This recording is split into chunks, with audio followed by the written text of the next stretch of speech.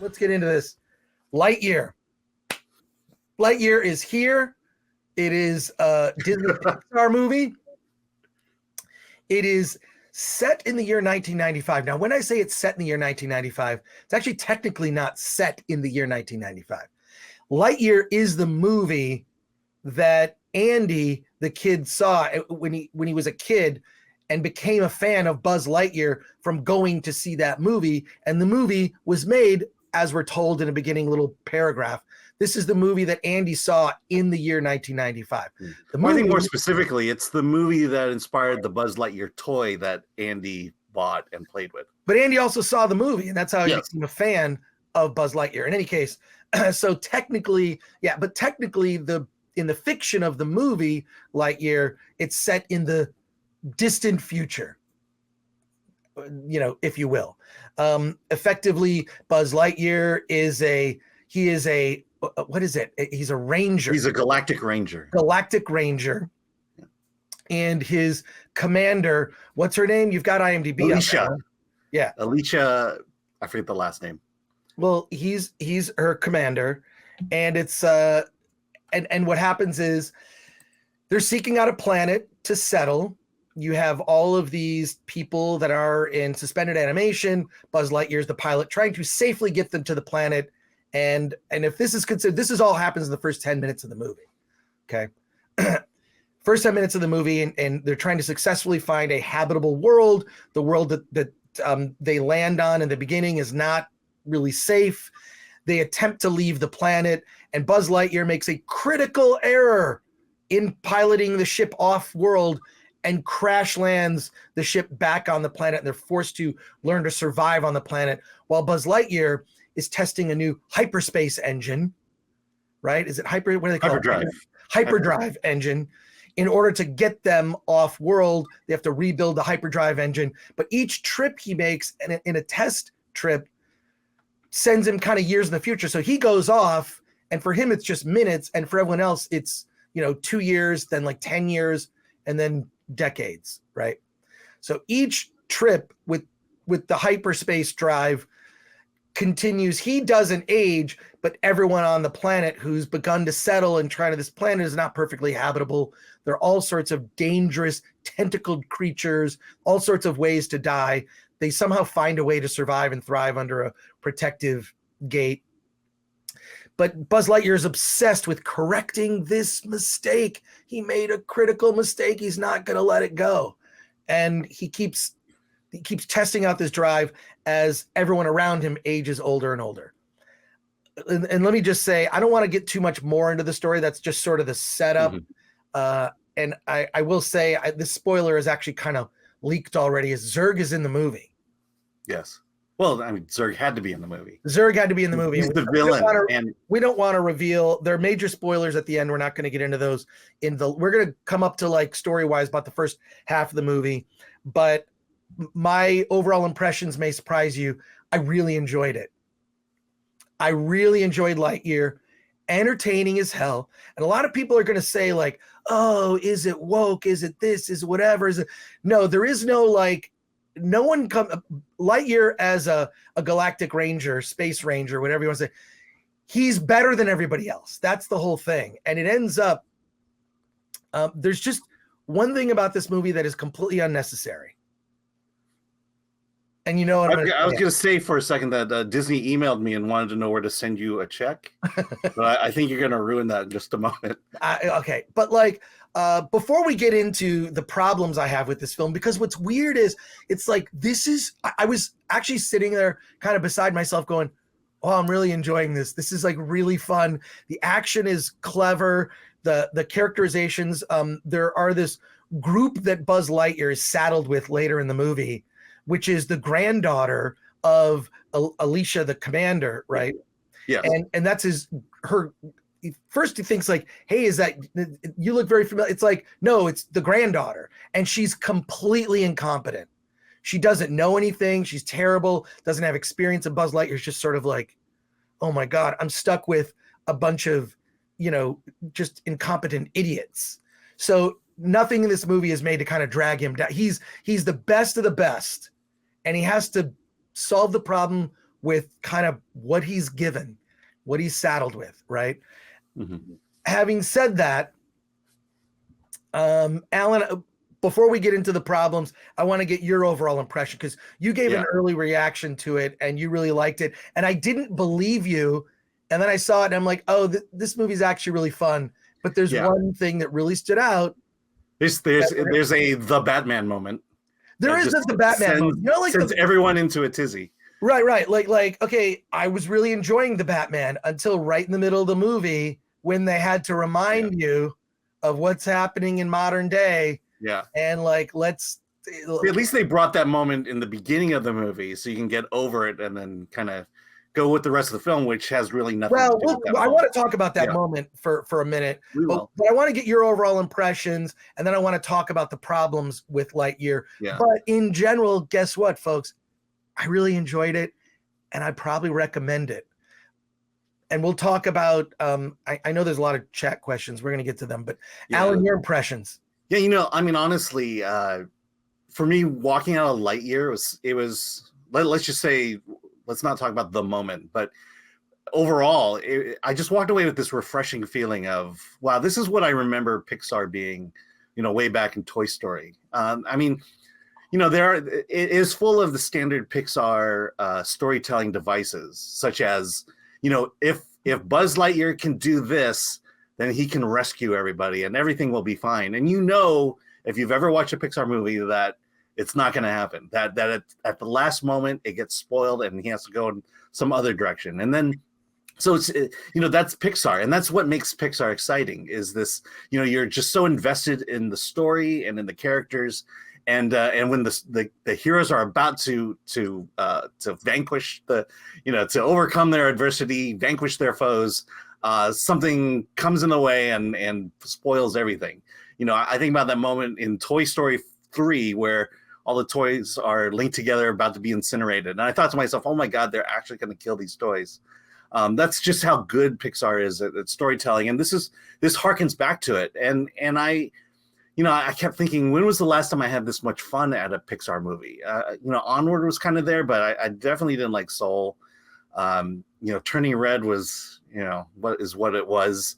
Luca, you know, fun little story about kids, but I'm finally glad to have an action adventure, a space action adventure back that is fun, is just littered with humor, and something I'm definitely going to see again. Well, it's like you said, it's fun. You've got spaceships, creatures and aliens, lasers, battling robots. They have this thing, it's almost kind of like a lightsaber that's like a thing that they hold that has like a lightsaber thing they used to cut, like a laser knife. Like a laser knife. It's I wouldn't call it a laser sword. I'd call it a laser knife. That's what I would call it. Yeah, because they wouldn't just call it a knife. That's the thing. No, they wouldn't just call it a ladder. They would call it a space ladder. And they wouldn't just say that Han Solo and General Leia got divorced. They got space divorced. Anyways, I had to bring up Star Wars because... let me talk about Zurg for a second. I mean, again, I think for some reason Disney doesn't like villains anymore. They're either trying to reform them or not have them at all. This has a villain, Zurg. And, you know, I should have seen it coming, but I was very surprised and very delighted as to who Zurg was. Well, you can probably guess who Zurg was, and this is going to be potential mild spoilers here for anybody watching, listening. So hopefully you've seen it or whatever, but mild. The movie to me reminded me of the plot of the Lost in Space movie, the one with William Hurt. What year was that? Can you look that up? Oh, that. So the William Hurt, that had to be in like the early 2000s. Yeah. So basically, Lightyear lifted the spine of its story and big plot twists from the Lost in Space movie with William Hurt. What year was that? Okay, you're gonna look it up. Oh wait, honestly, I thought you were gonna say that 1998. It was 1998. Yeah. So I thought you were gonna say that Zurg was Thanos' father. No.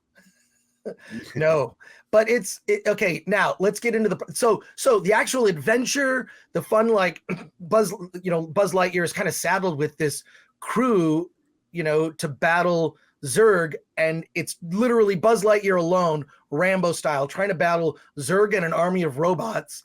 And he has 3 people from this settlement, and they're the worst people he could possibly be saddled with. And one is played by Taika Waititi, who's a complete incompetent idiot. One is the granddaughter of his commander/friend, and she has no experience in space combat whatsoever. The other one is an older ex-con. And the trio it's hilarious. And so Buzz Lightyear's kind of like rolling his eyes like, why am I stuck with these people? Like, it's like, and they kind of like also hamper what he's trying. He has a goal, and it's like, he's kind of stuck with them. Right. So that so many great moments for humor from that. But let's talk about the thing that everyone's going to talk about, which is the fact that Buzz Lightyear, and the thing is this, Buzz Lightyear, he has this relationship with his commander. They were together in like the academy. She like saw something in him, and they became like really good friends. She gives him this cat Socks, and we can't undersell Socks the cat, just as a dog is in the background of Alan. Alan, there's a... Oh, yes. Yeah. All right, fine. It's harmless. In any case, so like, you know, the commander's like, okay, you're lonely. Every time you go on one of these missions, you're kind of losing time to have some consistency. Here's a cat named Socks, and it's a robot cat. And Socks really plays into the story in like a great way later. I don't want to ruin that aspect. But the thing that is kind of unnecessary about this movie is the fact that the commander, and there's a like a really touching scene with the commander. You're like, oh, they have this like great friendship. Having said that, it's just completely unnecessary in the reveal that you find out this isn't a surprise. She's a lesbian. And this is now the second Disney movie I've seen in the course of a couple months where there's like 2 moms. I don't know what's going on there. Well, this is the 3rd Pixar movie with 2 moms. Is it really the 3rd Pixar movie? Yeah, Toy Story 4 had a gay same-sex marriage there. Onward definitely had it, and then now this one. So that not so secret agenda that they keep talking about, it's right there. And you know what? It adds nothing to the story, is completely irrelevant. You could cut it out and you wouldn't miss it.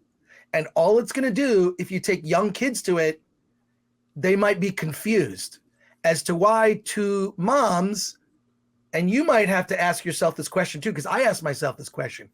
So you see he comes back, and it's like Buzz Lightyear comes back and the commander's there, and it's like, oh, I found someone, I met this woman, blah, blah, blah. They got married. Then you come back and they have like a young son.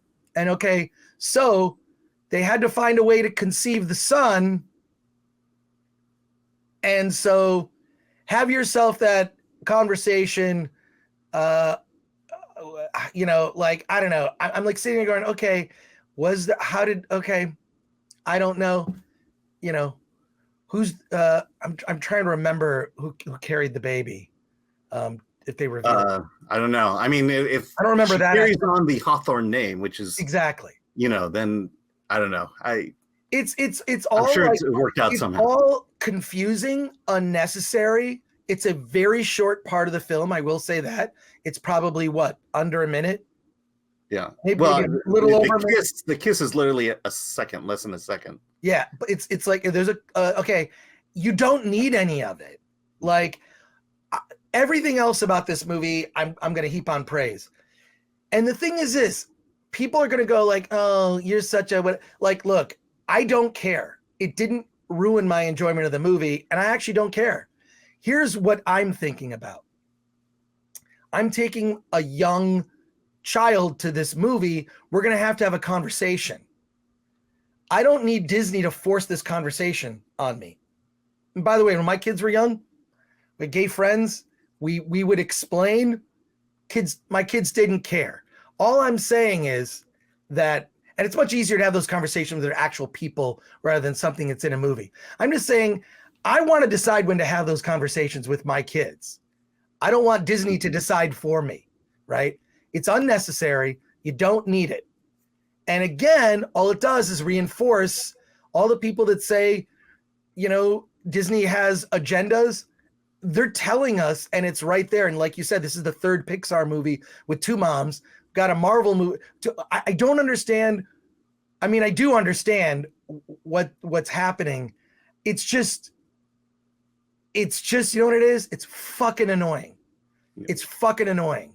It's like the movie is great. And this part of it you didn't need. And if you cut it out, you're not going to miss it.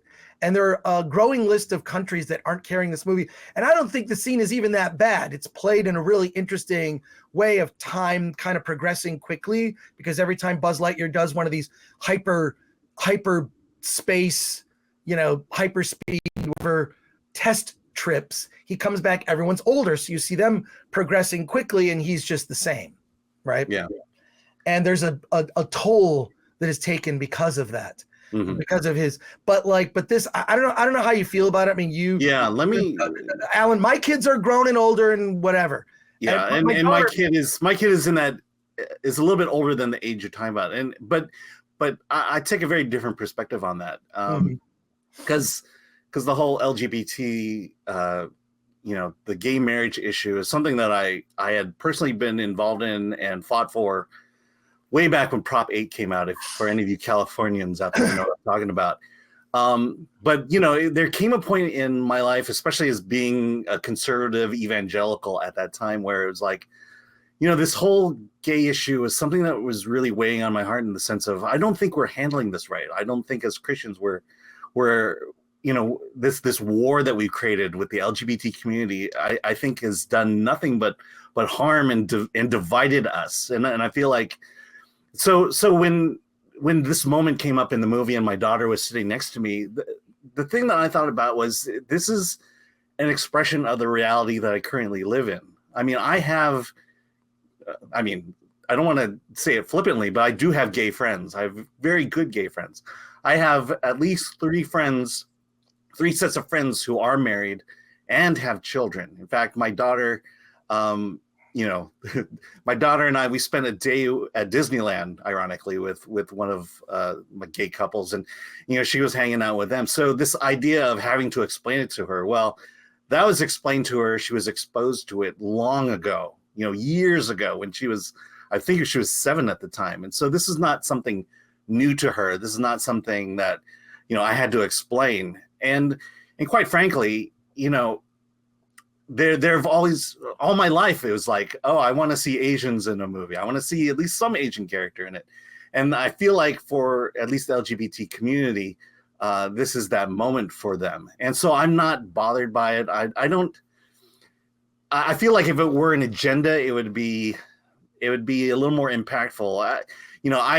I think I've asked the question several years ago at the Woke Disney, or at the Has Hollywood Gone Woke panel we did at WonderCon.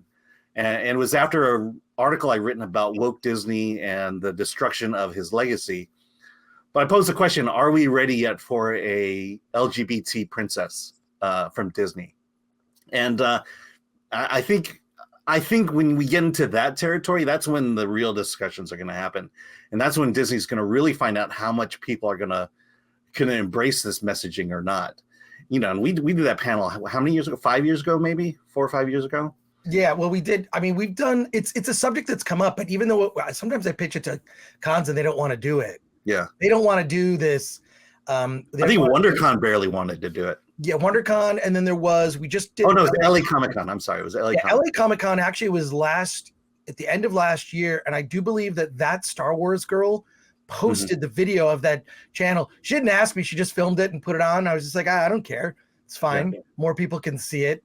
I think she may have asked a question, but if you go to that Star Wars girl's channel, she posted the panel that we did that, like, what was the title of the panel? It wasn't like, it was Hollywood Gone Woke. Yeah, something like, I think it was that, something to that. Something nature. Like that. Anyways, the panel was at LA Comic-Con. You can check that out. But yeah, it's just, I want to go to a movie that doesn't have an agenda for me.